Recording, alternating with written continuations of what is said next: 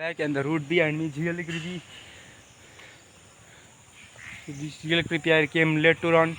I just want to say one thing, remembering this, that if I go in that jungle, in the dark jungle, I'll just get lost. I'll just be forgotten.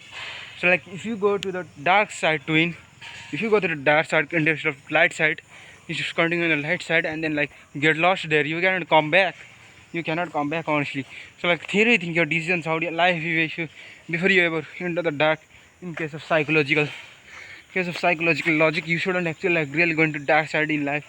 Just like how I'm showing you the physical jungle here. This is really dark and it's freaking me out. Right, this is really, if I should, I know I will not go there. Besides that, it's really darker than I thought. Holy shit, it looks like there is some ghost or whatever. But yeah, use this as inspiration and fuel to actually like not go. Because now I'm going to go home because I've already made my decisions to go out of this jungle. Because last time when I ran there, holy shit, it was really dark. So like, really think there is no one. It's really creepy. That path is really creepy actually. So you should just return home. You should just return to where you are before you enter something, before you do something. Think about your decisions.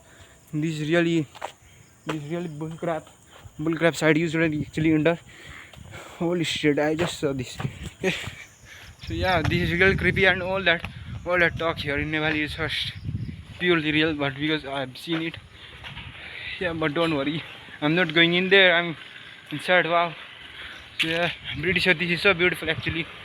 This is actually really beautiful. Holy shit, my hair is grown up, so I need to cut it. I have to goggle, I need medium sized. Yeah, this is so beautiful actually, man.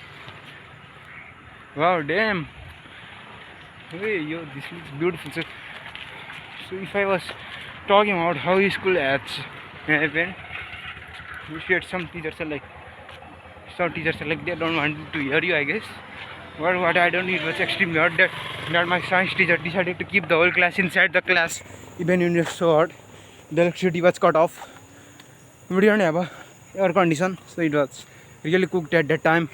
I had to sweat and then write science concepts. Holy, I don't know what she thinks, if that's making anyone resilient, because holy bro, she's supposed to take us outside the ground if it's really hot inside. Okay, she herself was sweating. I don't know what these teachers actually really think.